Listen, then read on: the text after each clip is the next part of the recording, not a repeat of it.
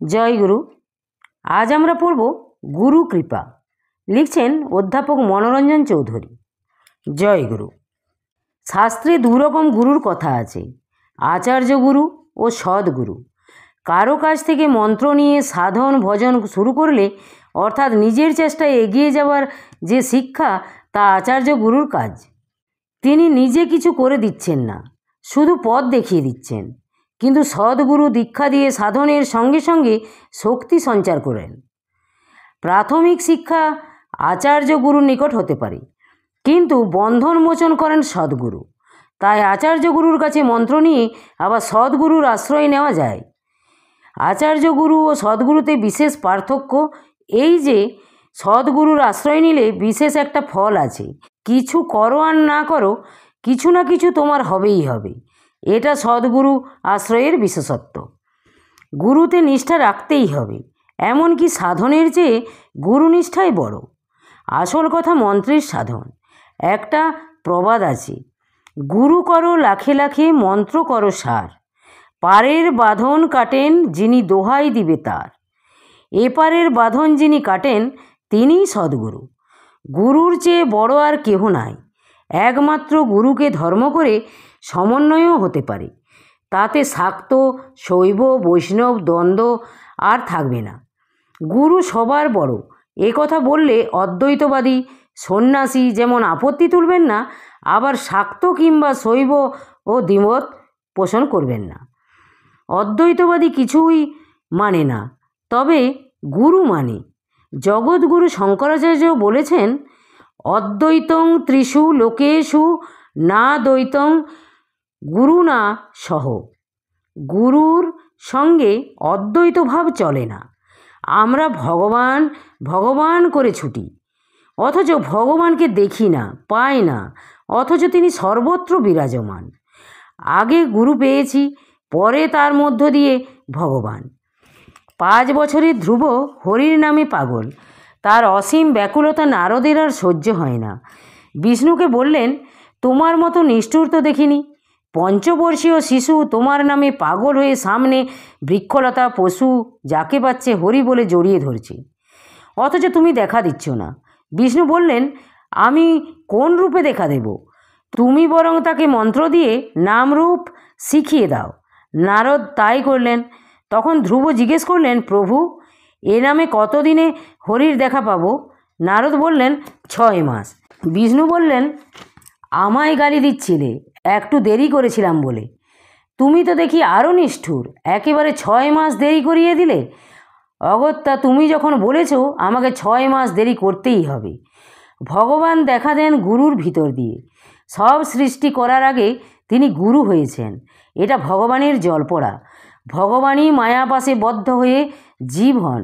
মায়াপাশ কাটানোর জন্য তিনি আগে গুরু করে রাখেন। তাই গুরু ভগবানের আবির্ভাব। গুরুর কাছে দীক্ষা নিতে হয়। দীক্ষা মানে একটি বিশেষ সংকল্প। আজকাল মানুষ দীক্ষার আসল উদ্দেশ্য ভুলে গেছে। পূর্বে যজ্ঞে দীক্ষা হতো, দীক্ষিতকে কিছু নিয়ম পালন করতে হতো। এখন দীক্ষা মানে শুধু মন্ত্র নেওয়া। গুরু অধিকার বুঝে সাধন দেন। একবার এক লোক এক সাধুর চেলা হয়ে কিছুদিন অকৃত্রিম গুরুসেবা করলেন। গুরু তাকে কোনো সাধন ভোজন দিলেন না। গুরুর নিকট অনেক লোক আসত, যে যা চাইতো তাকে গুরু যে উত্তর দিতেন তা লোকটি মনোযোগ দিয়ে শুনত। যেমন একদিন এক লোক এসে বলল, প্রভু, আমি তো শিবরূপ, এখন আমি জীব হয়েছি। মায়ায় আমার স্বরূপ আবৃত করেছে। শ্রবণ মনন দ্বারা যদি মায়া দূর করতে পারি, তবে যা ছিলাম তা হব তো? গুরু বললেন, অবশ্যই, তুমি শ্রবণ মনন করোগে। অন্যদিন আরও একজন বললেন, ঠাকুর, আমার মন খুব বিক্ষিপ্ত, তাই এত কষ্ট পাচ্ছি। যদি মনকে গুটিয়ে বৃত্তিগুলো রোধ করতে পারি, তবে সকল দুঃখ দূর হবে, তাই না? গুরু জবাব দিলেন, ঠিক ধরেছ, ঠিক তাই হবে। আরেকজন বললেন, ঠাকুর, কর্মফলেই তো আমাদের সংসারে সুখ দুঃখ ভোগ করতে হয়। অসৎকর্মের ফলে দুঃখ আর সৎকর্মের ফলে সুখ।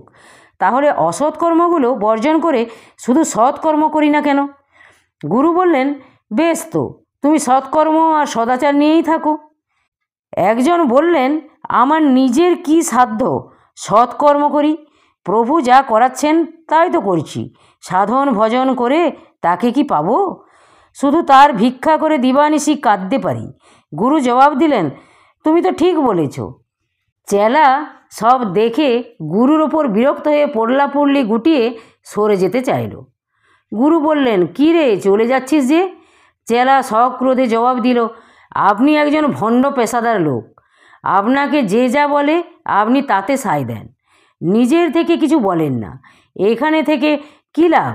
গুরু বললেন, শোন শোন, যে যেমন অধিকারী আমি তো সেভাবে পরিচালনা করছি। গুরুর কাছে দীক্ষা নিলেই সব ফুরিয়ে যায় না।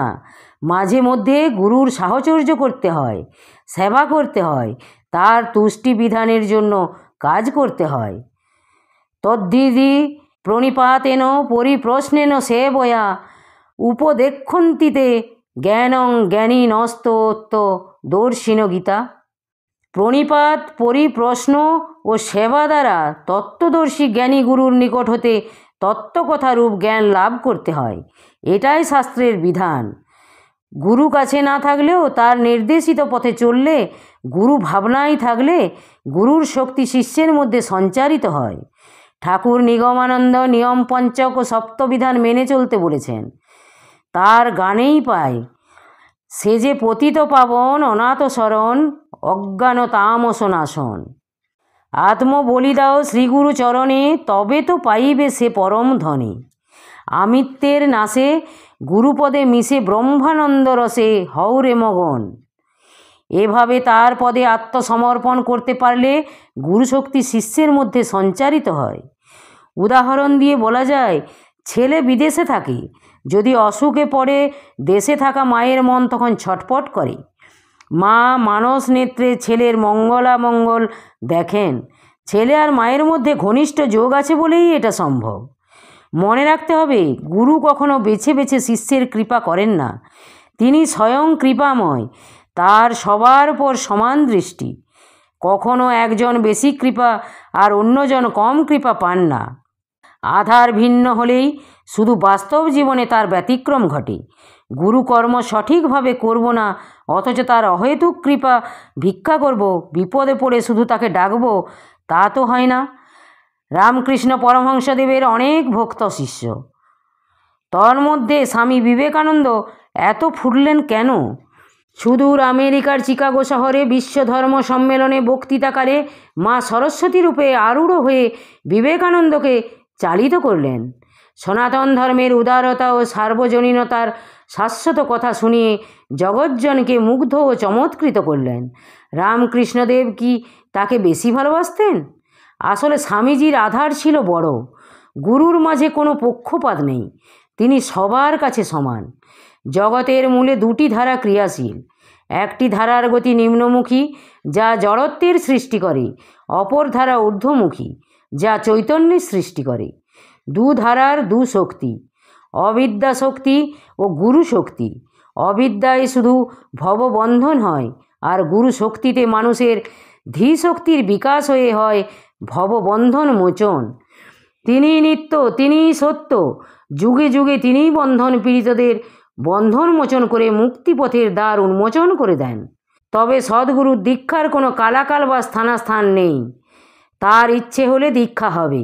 সচরাচর পূজা অর্চনার পর দীক্ষা হয়। ইহা শুধু শিষ্যের চিত্তশুদ্ধির জন্যে, কিন্তু সদ্গুরুর এসবেরও প্রয়োজন নেই। তিনি যে স্থানে শিষ্যকে মন্ত্র দান করেন, সেই স্থানই তীর্থে পরিণত হয়। তিনি যাকে শিষ্যত্বে স্বীকার করেন, তার স্বর্গত পিতৃপুরুষও আনন্দিত হন। সদ্গুরুর শিষ্য হলে মানব 3 জন্মের ভিতর মুক্তি অবশ্যম্ভাবী। আধার শুদ্ধ হলে গুরু কৃপায় 1 জন্মেও মুক্তি হয়। সদ্গুরুর মহিমা অপার ও অশেষ। গুরু কৃপাহি কেবলম, প্রারব্ধ ক্ষয় ও একমাত্র সদ্গুরুর কৃপায় হয়ে থাকে। জয় গুরু, জয় গুরু। আজ এই পর্যন্তই। যদি আপনাদের ভালো লেগে থাকে তাহলে চ্যানেলটিকে সাবস্ক্রাইব করে সাথে থাকবেন। জয় গুরু, জয় গুরু।